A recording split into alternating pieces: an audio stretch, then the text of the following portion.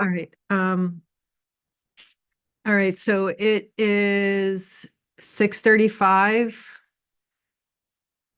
We're going to go ahead and start the meeting. We'll call the meeting at 6:35 if that's okay.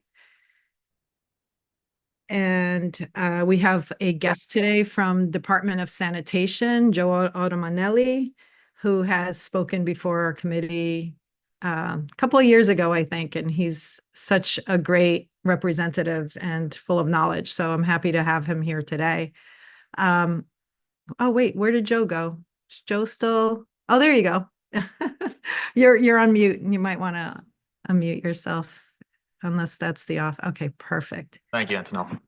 Great. So I know we have a bunch of items that we wanted to talk about. Do you want to go in any particular order or do you want me No, to? no. I mean, I'm. If you want to if you have a list, you want to go through them one by one. I'm happy to tackle it however you would proceed. Awesome. Okay. I think the biggest item is maybe the status of the garage relocation Okay. and what we can do to help you on that and to try to speed it along. Yeah. So, I'm sure as Florence may be able to touch on this, being the district manager, she has been in contact with the borough president's office and our real estate division on that particular matter, and the status remains the same from the previous updates that the board and the committees received. And that particular front, I'm not trying to be vague. That's the extent of what I have on that area tonight. And if I don't know if she wants to add any more credence to that, but she is in contact with our real estate division, and can definitely touch that a little further. Tonight or offline if she chooses to. Okay. Is the holdup? I know that I don't know, Florence, I think she might be, but do you have a ETA as to what? I don't have any particular extensive details tonight, Antonella. I do apologize that I'm just I definitely, if there are particular questions, I'd be happy to bring them back on that front and relay them back to the board at a future time. I just don't want to misdirect in that capacity. I Oh, apologize. okay. No, Yeah, no, that's fine. But I think I think my questions would be, is what's the current ETA and what can we do to, oh, that's where Elizabeth is joining.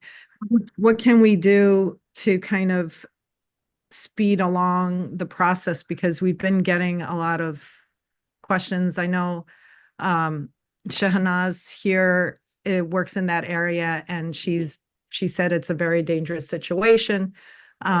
So we're just trying to speed it along and to see, instead of the 10-year timeline, we'd like to maybe reach out to the council person to see if there's anything she could do to assist in trying to get whatever permits or whatever you need to move that project along. So maybe that's something you can bring back.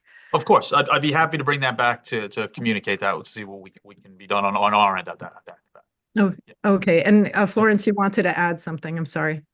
We recently spoke with the borough president and we emphasized the fact that each year that the sanitation garage doesn't get built, the value of the money that was allocated reduces, meaning that the spending power isn't as strong as it is. The borough president is working on it. I did speak with the leasing division, and the leasing division said that there's approximately 5 years left on the 10-year plan. They have other projects that were in queue prior to our project. So that is one of the reasons that they have to finish the other projects before they come to our project. And our board did send a letter to the elected official, Tiffany Caban, regarding an extent the desire to have it moved along swifter because of what happened with COVID. I'm stating that that slowed things down quite a bit.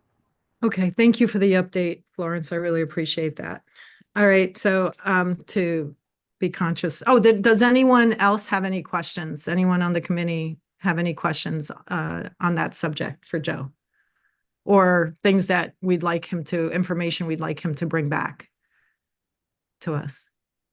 No? All right. Okay, so I think the next topic that we wanted to go over is maybe you can go over or recap the new rules on containerization? When would we expect the buildings that have 9 units or more to also follow suit? Because I'm still walking around and, like the smaller buildings have the unit, they're pretty much, with exception. There's some people who are still putting garbage in garbage bags, but there's some, oh, Juliet's here, sorry. There, but I still see rats eating away at some of the garbage bags, especially from the larger buildings. So maybe you can address that as well, in addition to giving us a recap. Yeah, so I'll begin with just touching base on the extent of the residential containerization as a whole. So as everybody's aware, but beginning November 12th of 2024, any building, any residential establishment of 1 to 9 units was required to began being required to place their trash out in a container of 55 gallons or less, that with a secure lid, that being their own bin that they had, or with a bin of their the official NYC bin. That the fine period began January 2nd. So as anybody who doesn't have their trash now containerized, they can be subject to violation. Within that, like I said, within that 1 to 9 unit capacity, $50 for the first offense, $100 for the second offense, and $200 for any third and subsequent offense. Any person who's ordered an official NYC bin, I want to preface that if they are still waiting for their bins, the enforcement during that time is waived, because and we do have internally we are able to track to see who ordered these bins. So if somebody says, well, I don't want to put my trash out, and then even though I ordered the bin, and how will they know? We have that database to observe that. But the extent of it is to have the trash in containers with a secure lid of 55 gallons or less, and then by June of 2026 to have the official bin. And in the event, another question that comes up a lot, Antonella, is if any bins happen to be damaged or stolen. Obviously, first damaged by anybody on sanitation's end, file a 301, and then if it is determined that sanitation was ultimately responsible for that, we will replace the bin. If it's a stolen bin, the optimal choice, the optimal solution and route for residents is to file a police report for the theft of the bin. Can you do that online, or do you have to actually go to the police station? Yeah, I believe it would be to go through the police station. Oh, geez. Okay. And then you said call 311 if the bins are damaged. If the bins are damaged, yeah. Okay, 311. Okay. And then what about, when is the expectation of the buildings that are over 9 units? So the date is that I'd have to bring back to see where we're at on that front. Some buildings, though, under local law 111 from 2022, they are required to use rodent-resistant receptacles if they are receiving violations for rat activity on the property, and that affects buildings of any size. So if there's any particular locations, we can definitely bring them back to see what can be done on our end in enforcement related capacity if they're placing their trash out in containers and they fall under that criteria. But overall, for residential establishments outside of that particular area, I can definitely bring that back to see and communicate with Florence so the board may be aware of where we are on in the enforcement of containerization on establishments greater than that 9-unit threshold. What is a rodent-resistant receptacle considered? Because people are using rodent-resistant trash bags. Is that what does that? Well, I was just strictly containerizing the trash. Yeah. Oh, okay. It's okay. It has to be containerized. Okay. Yeah. All right. That's awesome. Does anyone on the call have a question first, committee members? Oh, wow. Okay. Thank you. Go ahead, Deanne. I don't want to take up too much time with this. I'm just curious. I'm not a building owner. I'm a tenant in a rented 1 to 17 units building. How did the DSNY determine to start with smaller residences rather than larger? Just because it was easier to implement, it would seem like the bigger buildings would have a lot more trash and a lot more rat problems. Maybe I'm wrong. I'm just curious. Yeah, the rationale between the decision making of what the breakdown was and how that sanitation went about establishing that. I'd have to bring that back, DM, but I'd be happy to look into that to bring that back, because that is the valid question, and I'd definitely like to bring that back so the board could have a little bit more clarity on that front. Do we have stats as to whether once we started doing the containerization, whether the rat complaints have gone down? I don't have any with me tonight, but I can definitely look into that for you, Antonella. Oh, Yeah. awesome. Thank you. Anyone problem. else with a question on this particular topic? And then I'll go to the next question. Okay. And if you guys think of anything, let me know. Oh, Vanessa, did you want to say something on that topic? I didn't know if that was you.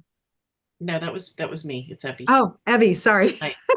Go I ahead, just please. yeah, I have a question. Has the birth control for rats started? I don't have any information on that particular tonight. I could definitely look into that. I do apologize.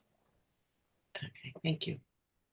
Okay, so, thank you, Evie. The next topic is, can you go over fining, the ticketing situation? What is the protocol in terms of what they're looking for? Because there are people who are putting out receptacles with organics and bags with paper and bottled trash, but in multi-unit buildings, people are going to put stuff, even though you have all of that in place, people will put stuff like bottles into the garbage. Yeah. And I know that there's a ticketing process. What is like, do they look for a certain number of bottles, or are they, I think it sort of gets untenable when like they're looking through trash and finding a bottle. Yeah, I mean, it's if it's very visibly discernible, then and if whoever's on the route observes it, and they can relay it to their local sector officer who's along that route, the violation can be issued. With regards to the previous point you had asked about with regards to food scraps being mixed with regular trash, that is violations will be beginning to be issued. Start to be issued for that, but it will be at just a later date in the spring. But the food scraps mixed with regular trash, so there will be a summonsing issued for that moving forward in a short period. Okay, sorry. So violations for organics mixed with garbage is going to yeah, regular food scraps mixed with mixed with regular trash. issued. Okay. Yeah. In springtime. In the springtime, yeah. Okay, and the other, okay, so how are people going to enforce that though? I mean, if you're in a multi-family unit and you put out these trash containers specifically for each of the items. Yeah. And people are going to defy that.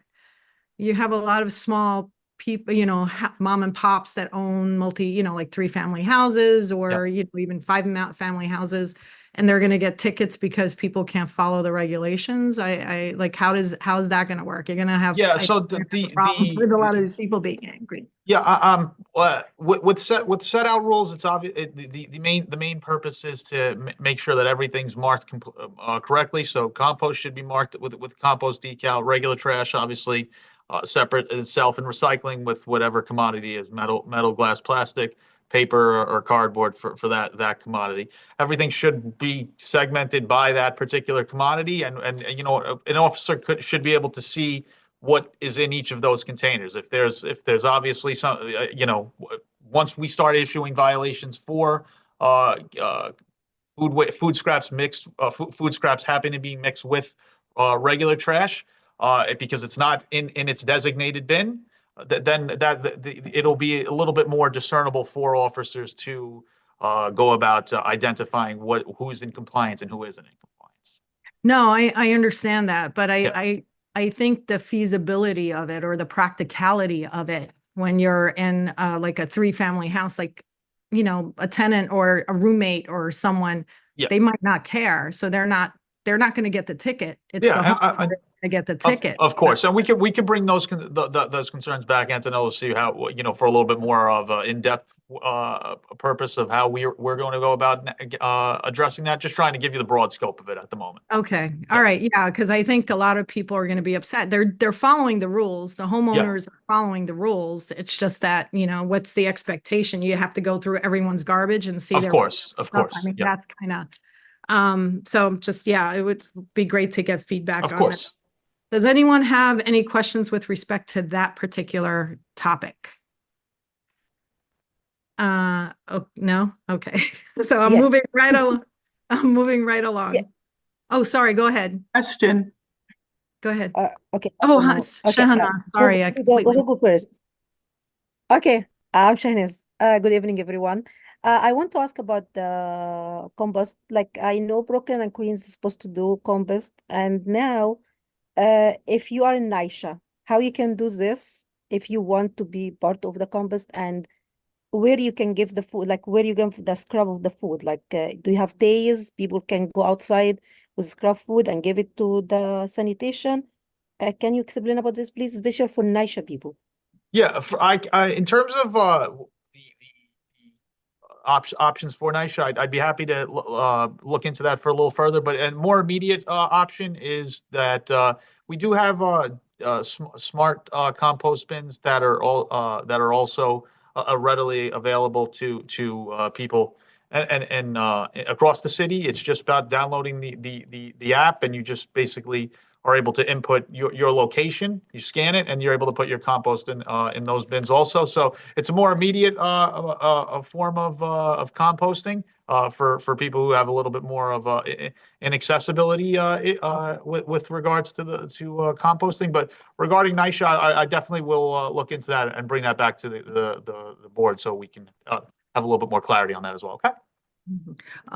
Joe, one more question I forgot Yes. to ask, and I know I just want to get your take on if someone has, you know, they order 2 bins and 1 week they have extra garbage and they just put the garbage bags on top of the trash bin. Yeah.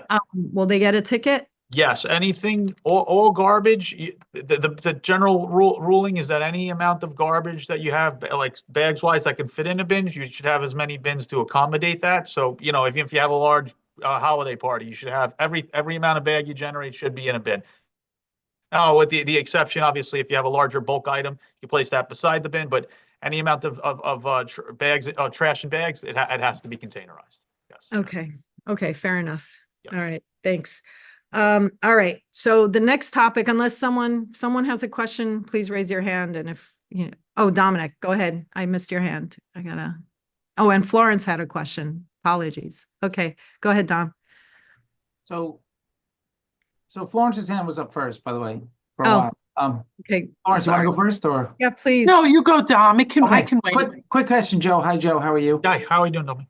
Good, thanks. When will the automated robot arm bin dumping happen in our area? With regards to the fact that the bins are going to be, the official NYC bins are going to be required by June of 2026, I would anticipate the time frame being within that general time within that area. But I don't have an exact date, but with like I said, as the official bins required by June 2026, so closer to then would probably be a safer assumption for the implementation of. Do you have any information on how they're going to work? Are they going to be like side loaders, front loaders? Yeah, I don't have the back particulars on that tonight, but I can, you know, as we become as we get more information, I'd be happy to communicate that with the board.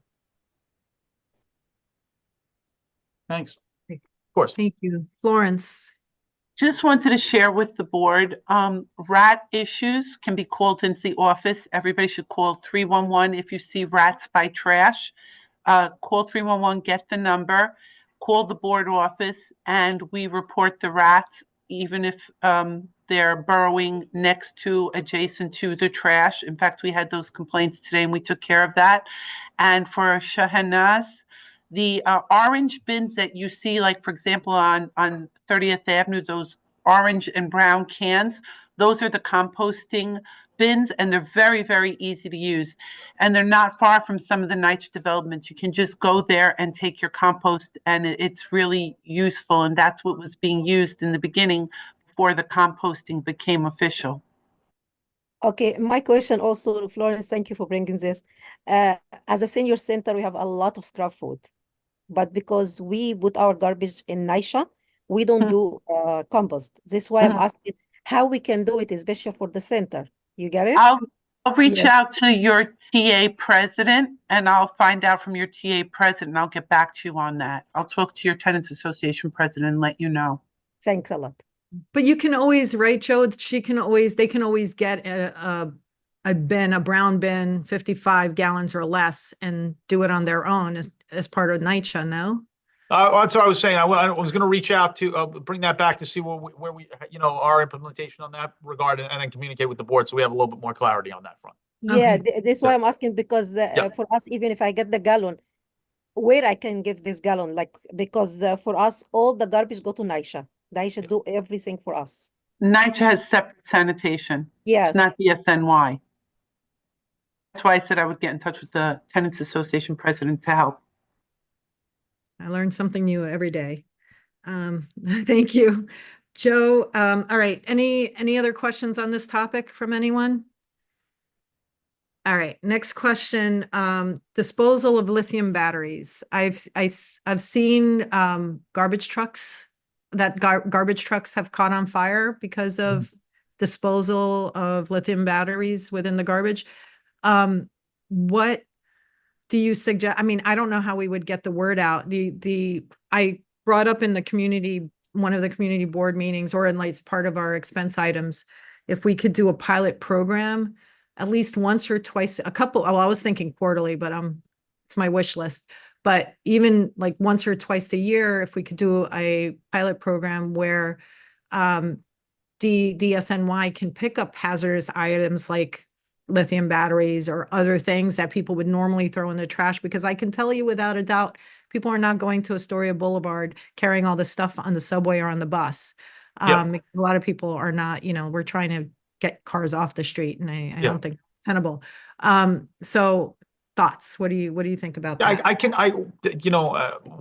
Definitely a worthwhile suggestion. We could definitely, bring that back. The two main solutions I have tonight for discarding any, batteries, household waste, anything under that umbrella. It's through the drop-off sites that we have in each borough, and then the other option, which you were alluding to, where we have our safe events, where one in the fall, one in the spring. The drop-off sites are a little bit more accessible. That they're not as clustered as maybe a safe event with a lot of people congregating at it. Drop-off, they're open every. It's one site per borough, and the drop-off site for Queens is in College Point. It's open from 10 a.m. to 5 p.m. Thursday, Friday, and Saturday, with the exception of like holidays or severe weather. And with outside of batteries, you could bring, motor oil, tires, the whole list. If you just were basically to go online, and I can put the link in the chat so everybody can see the type of items that they can discard there, and where it's located. That's the best bet, I would say, for discarding batteries or any other, electronic hazardous waste you may have. Okay, yeah, if you wouldn't mind putting that in. Yeah, I'm going to place it in right now so everybody has it. Okay, awesome. And then, so what are you thinking about how, if we can, like, what do we need to do to try to get a pilot program? Maybe we could start once a year with a collection of hazardous waste in like the Astoria, Long Island City area. I mean, I'd have to bring back to my team and escalate it to the appropriate people. I mean, if there's a particular, plan, we can definitely, talk, communicate offline, and I can relay that over to the appropriate personnel on our end internally to see how that could be, addressed or potentially implemented. But I'd have to relay that over to my superiors first before I could speak to anything on that. Okay, yeah, if we need to speak to the council person to kind of support that, and we could try to see, maybe we could get some funding. I don't know, but if we can work together in trying to get that implemented, because I could tell you for sure that people are not, they're just tossing the stuff in the trash. No one's really, I mean, I don't even know what percentage of the population is using the Of course. drop off, but any questions on that from the committee? Any other questions for Joe? Because I think I'm out of questions for Joe, and Joe's breathing a sigh of relief. Wow, you guys are easy. Joe, did you want to? Oh, I have go a ahead. question. Hi, sorry. So Joe, isn't there supposed to be a lot of kind of outreach regarding composting education? It's supposed to be happening. Well, there was a lot of outreach as the compost had expanded to each borough. So when it expanded into Brooklyn and Queens in the previous in the previous years, we did a lot of door to door and interacted with the public, gave out bins and spoke on that. And then more recently, as it expanded to the rest of the city, to Staten Island, Manhattan, and the Bronx, there was additional outreach on that front as well. So we have done continued we did outreach in each particular borough as we expanded to each borough, and we also have a separate division, our Bureau of Recycling Sustainability, that oversees composting related matters for an additional resource within the agency. But like I said, as we expanded into each borough, and in Queens being one of the first ones, the original ones, we did outreach on that front.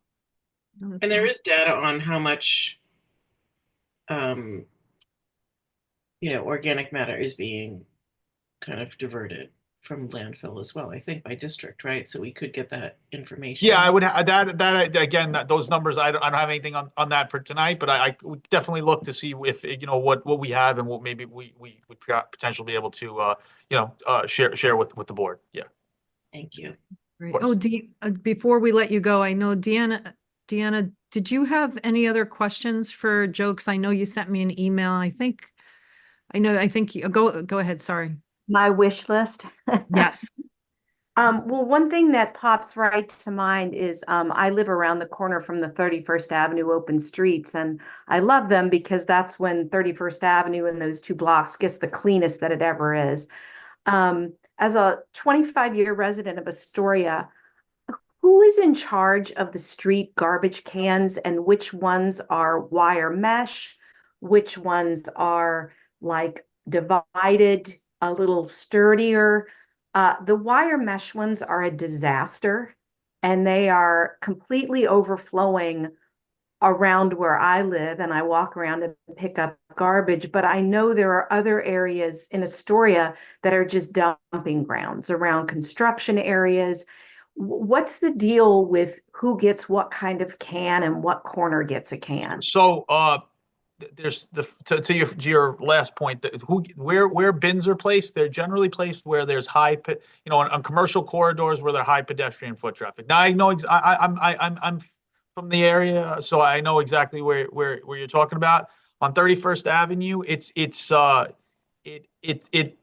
there is commercial establishments, but it's not as populated as you would say somewhere like 30th Avenue or Steinway, because along that particular stretch where they do the open streets, there you will see some baskets, but it's not as commercially implemented. So that may be the portion. There may be a larger pedestrian foot traffic, but the other point of not having as much as commercial population along that's why you don't see as many baskets. To the other point of like why you see certain types of higher end bins, those aren't sanitation bins. Those larger, bigger, like the big belly bins, those come from like bids or they're sponsored bins. We are in the process of transitioning out of those wire bins. If you see that they're having now the plastic bins inside the containers, which are becoming a lot more efficient. They're a lot easier to maintain on our end. But if you're seeing those larger bins, we only have the newer bins that you see in the plastic that they pull out, or the wire bins. The bigger giant ones where they pull the door, the tongue of it open. Those are like the larger bins. They're like sponsored bins, or they come maybe potentially sponsored through the bin. Yeah, especially you may see them mostly down by like Long Island City by the water. Like we don't even those bins aren't even our bins. Yeah. So when they overflow the wire ones and it's going down into the sewer grate, and Yeah. are they picked up nightly? Are they picked up? Yeah, so we have there's bin service every night, and there's even service in Q1 they have service midnight to 8, and then there's service on Saturdays. They have 11 to 7 baskets. They're serviced every night. If there's conditions where there aren't the bins are overflowing, we you could always file with the 301, because then we can always get cleaning crews out there to service around the bins. And in the moments where just to make it known for you as well, if there any guys or any workers along those routes, they are supposed to service the accompanying areas around the bin. So we work to do that as well. Now, obviously, 24/7, with people walking by, the bins accumulate, but we do have service every day. Yeah. That's great. Thank you. Can I ask another question, or does somebody else want to jump in? I don't see any other hands raised, so go ahead. Go ahead, Deanna. I know that drivers and smokers in New York City feel like we're making their lives very difficult. With the recent drought we had, where there was a high risk of fire, I'm actually surprised at the amount of establishments, many of which I love and frequent, allow people to congregate outside and smoke and throw often lit cigarettes into the drain, but also into like trees, shrubbery, etc. Are there any rules in New York City about the disposal of cigarette and butts? Because they're not a biodegradable. I don't think a lot of smokers know that. I think they think, oh, this is paper, this is filter, it's just going to get swept up. That's a really big source of pollution and trash along public corridors. Yeah, I can say that if, like any trash or loose debris or litter that's observed in front of a property front, it is those property owners can be subject to violations for not maintaining, because residential property owners are subject to violations of cleaning related matters between 8 a.m. and 9 a.m. and 6 p.m. and to 7 p.m. Those are their time hours where they have to maintain their property front and 18 inches from the curb line. So if there's any discernible litter noticed by an officer during that time frame, they can be subject to violation, and which ultimately could help mitigate some of the concerns you're seeing. Now, that varies for commercial establishments, but the same concept as well, where it's 2 time frames during the day where they could be subject to ticketing for violations pertaining to failure to clean the property front and 18 inches from the curb line. So regardless, the nature of the litter, I don't have particulars on what legally but any type of litter that's discarded on the ground, as long as it's observed during those commercial routing hours, the property owners or managers could be subject to violations if they're not maintaining that property. Jeez. All right. I see Quinella's hand up. Quinella, shoot. Go ahead. Yeah. Hi all. Hi. My question is regarding cat litter. Like, what are rules on cat litter, and also what are the rules on curbing your dog, outside? I see a lot of dog mess just on the street and people walking it. Like, is this some type of enforcement on, giving people tickets for that? Cat litter, were you saying specific how to like discard it? Like Yes, discarding cat litter. Yeah, that could be placed out with like regular trash. That's fine to throw out with regular garbage. Okay, that's and, good. and just regarding like picking up after a pet, if we observe in the act of a person, a pet owner not picking up after curbing their dog after uses the bathroom, we can issue a violation, but it becomes a little bit of a gray area, because if the pet owner doesn't want to provide the information for us to issue a violation, then that becomes the issue. There is a capacity to issue a violation. It's just a matter of compliance on the part of the pet owner to for lack of a better term, accept violation for being caught for not picking up after their pet. If that makes sense. Wow, that's Thank you, interesting. Joe. Thank you. Adam?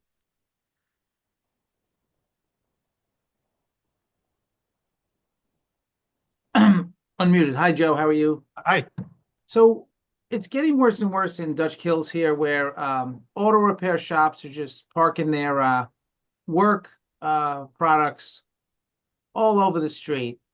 First of all, I want to say I met like your inspector. I think his name is Lawson. okay. And he was really professional and really good when we just, met on the street, and a bunch of the neighbors were complaining about a new apparent auto repair shop. I know Florence, keep Florence muted. Keep her muted. She's about to say this is to be brought into the I'm joking, Florence. How are you?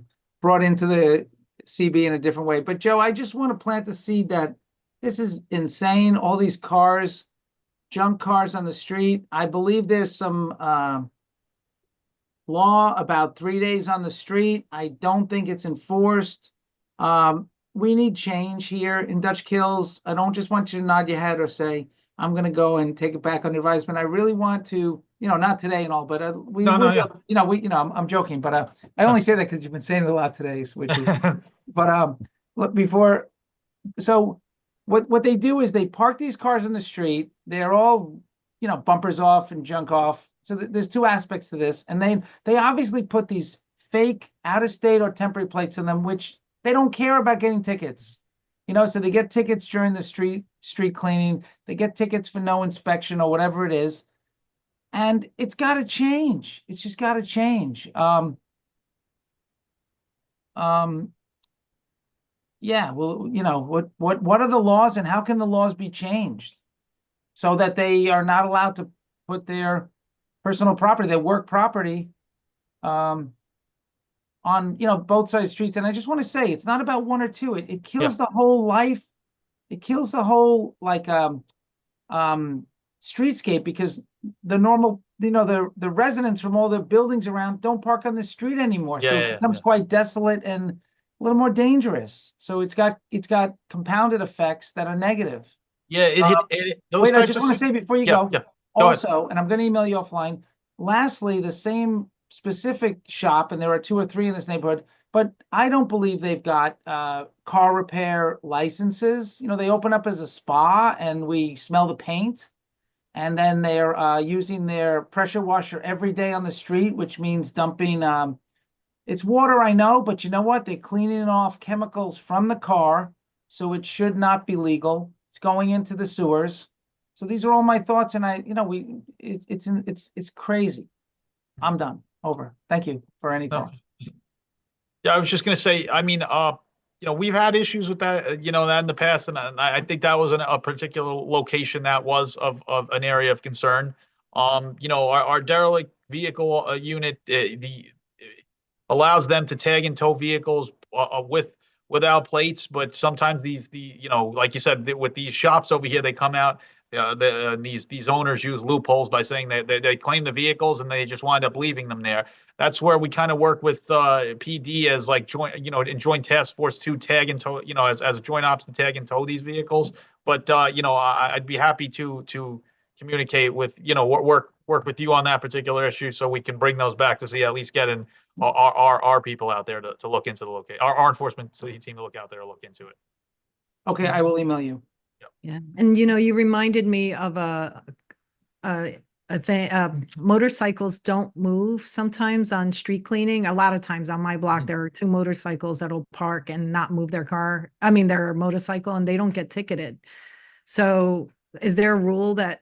I mean, I guess my question is there a rule that motorcycles don't get ticketed on street? No, they should be. It's under the same thing that if they're in the way of street cleaning regulations, they should be ticketed. So that's the onus of the officer along that stretch to be ticketing. So if there's locations, we can always reach out to us and we can coordinate with the local district. Now, I like to preface that by saying that, if say your street cleaning is from 11:30 to 1 on Monday and Thursdays, right? We would advise contacting us about 11 a.m. so we have time to communicate with the district to have an officer to get out there. I mean, and you could contact our office directly, me directly, my office directly, because that's something that we can actually handle in real time. But it's still, you know, a motorcycle or a regular sized Sure. vehicle, they still fall under the same category. Awesome. All right. Okay. Thank you so much, Joe. Of course. Going once, going twice, going. Yes, I have one more question. I'm sorry. Okay, go ahead. No, just quick. Okay, No, if don't you worry. have a block, if you have a block with no street cleaning rules, who cleans the mud and crap that's, you know, on the in the street, like close to the sidewalk? Who's responsible for that? Street, if it's in front of the property and like at the curb line, it is the maintenance of the property building owner. owner? Yeah, the property owner. Yeah, Okay. Okay. Within All right. 18 feet, within 18 within inches. 18 inches of the curb line. Okay, Okay. All right. Thank you. Of course. thank you. Wow, thanks so much, Joe. I appreciate you Of sticking course, with and, us. and I have a lot of the points that we follow up on. I'll communicate with Florence so we can have everything for future meetings. But thank you very much for having me on. All right, take it easy, Joe. And if everyone could stick around for like a few more minutes, I'd appreciate it. Thank you. Have a great evening, everybody. Here, Thank Joe. you. And Dom, I know Florence has done a lot of work with like those discarded cars. I forget where, down on the northern side of Astoria. So hopefully they can follow this similar rules. All right. Next, next and I think only topic, unless someone has new and old business to bring up, but this is part of old business. A few sessions ago, I talked to you guys about fluoride, and we had a representative from Fluoride Action Network come and speak to us. And then, as you know, the judge in California actually ruled against the FDA and found that there is adverse reaction to drinking fluoride. It lowers IQs, or they found studies found that it lowers IQ in children. So I drafted a letter, and I just wanted to read it to you and see if you guys had any thoughts before presenting it to the board. So I'll go ahead, unless you want to, do you guys want me to read it, or do you want to? Maybe I'll just read it just in case. Okay, on September 24th, 2024, after hearing testimony from government scientists and NIH-funded experts, Judge Edward Chin of the United States District Court of the Northern District of California ruled against the EPA and said that fluoridating water poses an unreasonable risk to human health. This has been a controversial topic for many years, and it is difficult to change one's perception overnight, but we cannot ignore the decision and the testimony presented during the trial. The following few excerpts alone from Judge Chen's decision lay the foundation as to why we need to remove fluoride from CB1's municipal drinking water.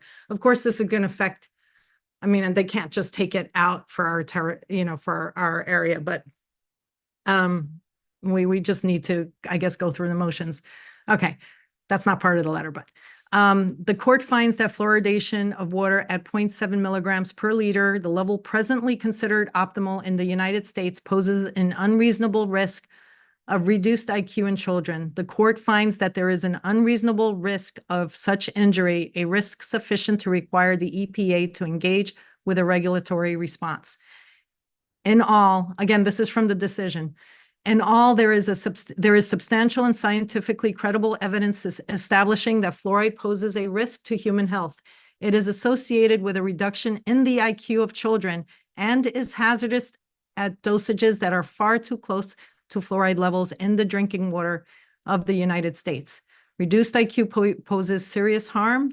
Studies have linked IQ decrements of even 1 or 2 points to reduced educational attainment, employment status, productivity, and earned rate wages. Florence, can you lower that, please? Thank you. There is little dispute in this suit as to whether fluoride poses a hazard to human health. Indeed, EPA's own expert agrees that fluoride is hazardous at some level of exposure, and ample evidence establishes that a mother's exposure to fluoride during pregnancy is associated with IQ decrements in her offspring. I've attached the the complete ruling, if you guys want to take a look at it, maybe Florence can email this to you all later if you want to see the actual decision. So the further letter says, given that the court found that fluoride poses a hazard to human health, it would be irresponsible for the substance to remain in municipal drinking water. If members of a community would like to use fluoride as a dental preventative, they can continue purchasing products such as toothpaste and mouthwash containing fluoride in amounts the consumer can determine are appropriate for them. Moving forward in this way provides options to those wanting to continue to supplement with fluoride while preventing continuous and unmeasurable exposure in the water used for cooking and drinking that can contribute to lower IQ in children. We are asking our elected representatives to assist us in petitioning the EPA to remove the substance from our community's drinking water supply and to provide educational materials for the public to ensure they understand their options for using fluoride in a responsible way to meet their individual needs. Any comments on that? That's the end of the letter. I think Florence, I think you can take it. Yeah. Any thoughts? I know it's so I have a comment. controversial. Yes. Can you hear me? Yes. Thank you, Vanessa. With the fluoride rate, I've heard of this before. It's supposed to be kind of high in our water. So would it be, what are you proposing? That it be lowered or taken totally out of the water, the drinking water? And my other question is, how would that affect us when we know, like in public pools and stuff like that, that fluoride is used? So how would that affect these findings on that aspect as well? Yeah. Your first question with respect to levels, knowing the levels, the judge during the proceeding, it basically came out they don't really know what a safe level is. And because, and there have been cities all over the US that have since removed fluoride from their municipal water supply. The judge basically said they had to do something. He didn't indicate what exactly, but given that it's known to cause a detrimental effect, we should apply the precautionary principle that if there's any risk, then do not expose the public. And this is a happy medium because if you can't, not that you can't because they've done it, but I don't think people should be exposed to a substance without informed consent. If there's any risk, then the public should be left to their own devices to use it if they want to continue to use it. And it's readily available. As a matter of fact, in one of the CDC director that they interviewed basically said that there are no studies to show that, and I can send this to you if you're interested, there are no studies to show that there is any benefit to drinking or consuming fluoride.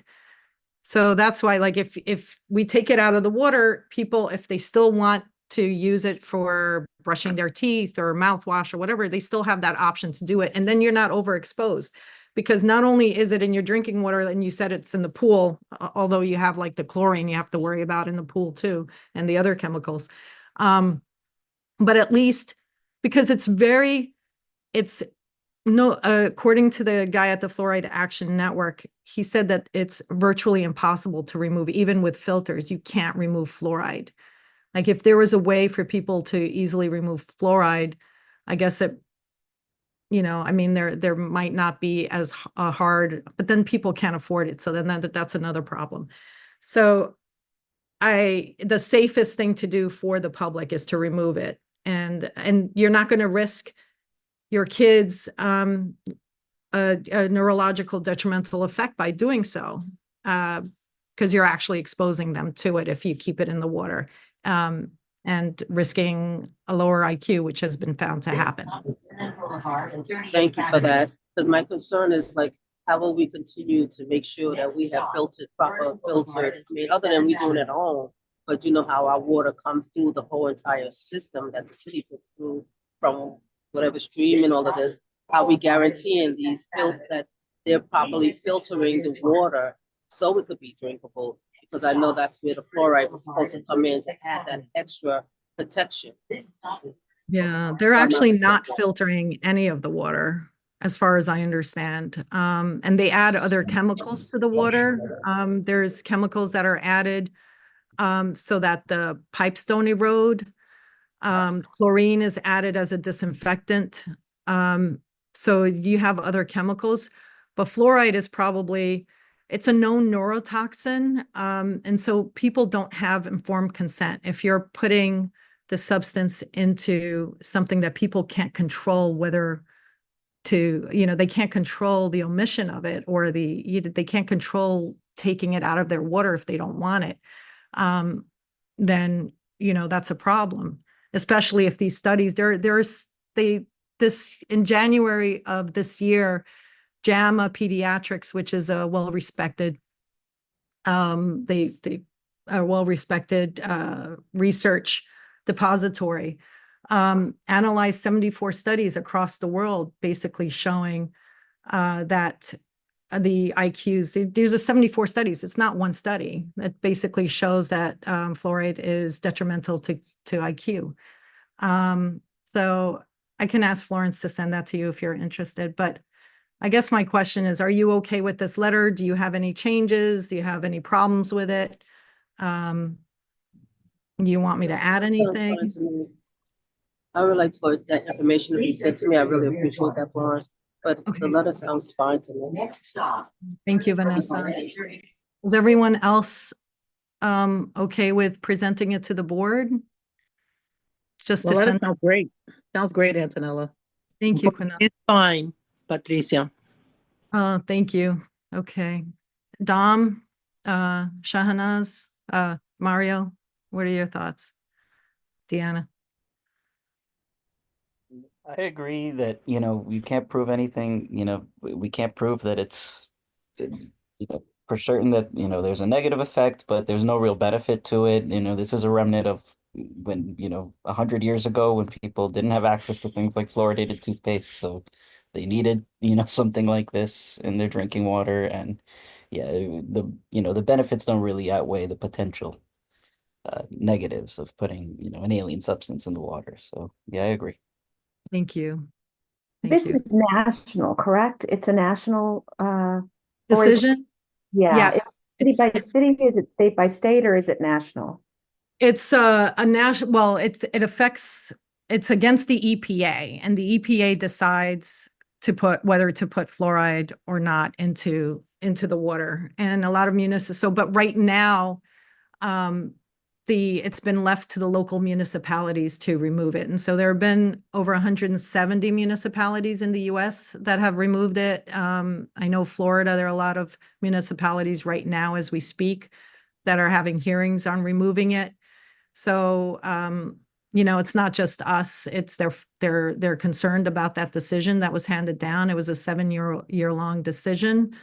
And I don't know, if we send a letter to the electeds, nothing may happen, but at least, if the more people that speak up, I think there's a better chance that they'll realize that people are concerned. I mean, now that people know they don't want to feed kids fluoridated water, feed or have their kids drink fluoridated water. They want to make decisions as to what goes into their kids' bodies. And, government shouldn't have a say to put poison in water or neurotoxin. Oh, go ahead, Vanessa, don't worry. But that's just my 2 cents, but hopefully the change will come to New York and, we'll see what happens. But thank you. I think, does anyone else have any other things that you'd like to bring up? Yes, I have a question. Yes. They came to us. I remember when they came and did the presentation. Did they went to another communities board, like 2, 3, any other one? Because I believe if all of us coming together will be much better. Like because if we the only community board doing the letter, I don't believe it's like going to make only the change. If we come as a community board, like 1 and 2, is not only Queens, and maybe there also Manhattan Oh, as yeah. borough. It will be better. Did you know if they went to other community board? No, well, I'll tell you what happened. I asked Fluoride Action Network to, because you know what first brought it up is a few years ago, I got a water bill and it basically said that our levels of water had high haloacetic acids, and that after 30 years, studies have shown that it could cause cancer. And I'm like, how is no one yelling about this? You know, how is like, you know, here you're just we're getting these letters from the water department, the DEP, basically saying, alerting to us of the hazard.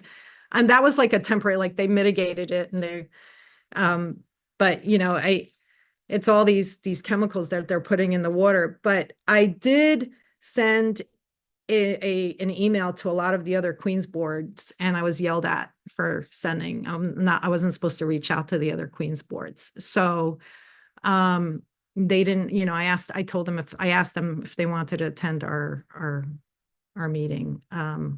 But yeah, I wasn't supposed to be. So I'm pretty sure they didn't reach out to any organization to get information. And a lot of people weren't really aware of it, to tell you the truth. I mean, this is no one's really following the decision. Not many of the newspapers picked up the fact that this case, there were a bunch like CNN and MSNBC. I think they did pick it up. There are a few of them, but very small. No one really pulled the fire alarm on it, so to speak.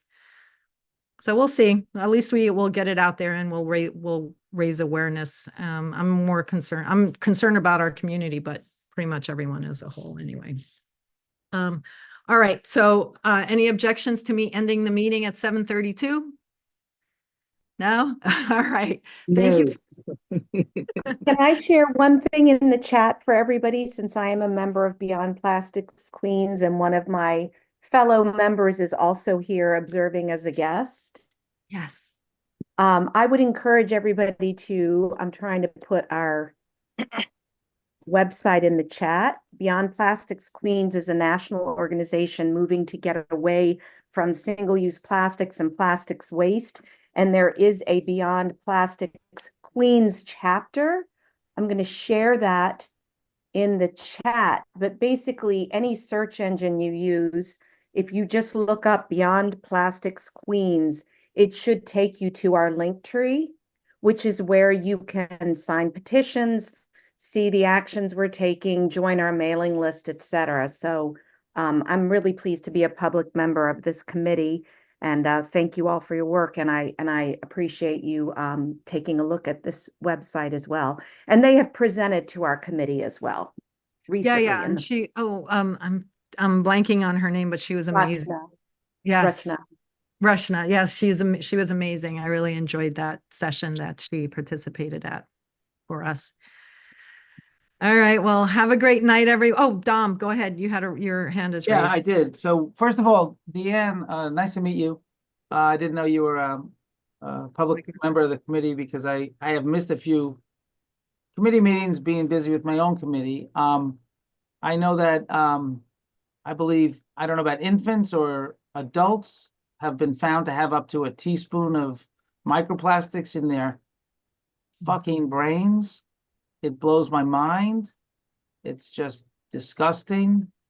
We've all seen the movie about the plastic ocean or whatever, and it's absolutely insane.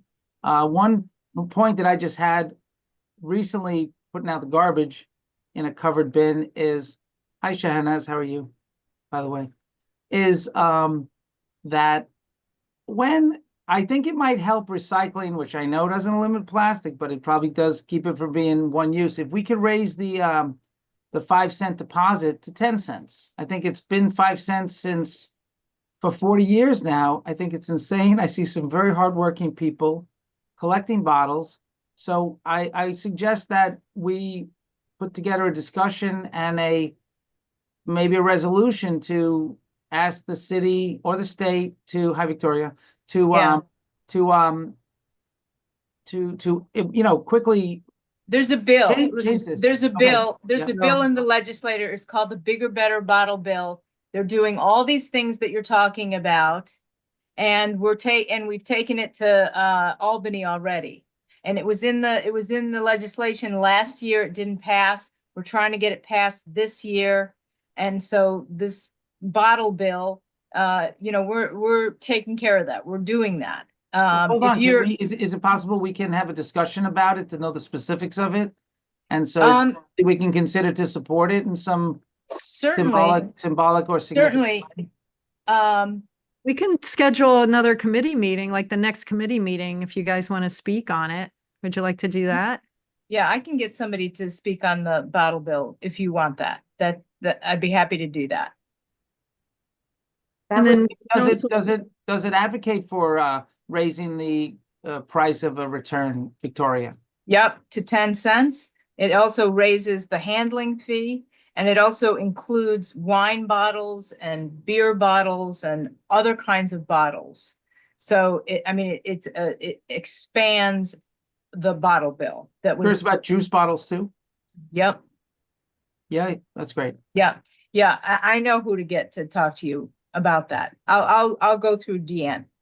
But we Yeah, also, could we also, and Florence, so Florence can, she has to know who the speakers are and get info. Sure. Yeah. Okay. That'll be great. Go ahead, Dom, sorry. well, I guess, Victoria, is it possible, if it's a good suggestion, I would suggest that we, pen a public resolution to be in support of it and vote on it and, let this discuss it and vote on it, because I think that's how we can probably advocate for change in Queens. It seems that we're putting out these resolutions ahead of a lot of the other CBs, and let's be movers and shakers on this too. Would be good. Yeah. Antonella and way- Florence, you just let me know who you want me to follow up with on the Beyond Plastics Clean side. And Victoria, again, is very interested in this, and she's attending tonight as a homeowner, longtime Astoria resident. So she's very, very active with Beyond Plastics Cleans and going to Albany. Awesome. Go ahead, Dom. Victoria, and are there any other logical suggestions aside from raising the return to 10 cents involved in the bill or separate that we should talk about? No, I don't think so. I mean, I'm not as familiar with the bottle bill as much as the packaging reduction and recycling infrastructure bill, which is another bill that's trying to limit the number of, single-use plastics so that we have less plastic in our brains. How are they trying to do that, or do you want to talk about it next time? No, this is another bill that was in the legislature last year. It passed in the Senate, 37-23. It did not get through the Assembly because they ran out of time when Kathy Hochul did her congestion pricing pause and threw the whole session off. So, yeah. But I mean, we're very actively trying to push these bills through. Do you know about, Quinella was talking about cigarette butt, I think it was Quinella, about cigarette butts. And I know that where's. Yeah. No, it wasn't me. Was I'm that you, sorry, Deanna? Janella. Sorry. No, it wasn't me. Deanne was, yeah. But I think there was, as part of QSWAB, someone did a presentation in Manhattan, or she was from the Manhattan QSWAB, and they were proposing a bill to try to mitigate try to have people carry around purses or whatever to try to eliminate the pollution of cigarette butts. So if we're interested in that, I could try to see if we can get info. Are you familiar with that, Victoria or Deanna? No, I'm not. I'm not. I remember when restaurants used to put out more of those. Yeah. And I don't see them at any restaurants now. Nobody And the does it cigarette anymore. butts are just in around all of the trees Yeah. it's most of what I pick up Yeah. by Right. hand. So And also cigarette butts have plastic in them. oh yeah, microplastics full of They're full of micro- microplastics. Yeah. So that's also going into the, environment. maybe we could talk about that at the same meeting. So I'll try to make a note of that. All right. All right. Well, anything else, anyone? It was a really interesting discussion tonight. I'm glad we. All right. Well, it's 7:40. I will motion to end the meeting. Any second?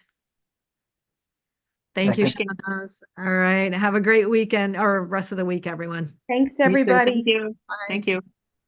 Bye.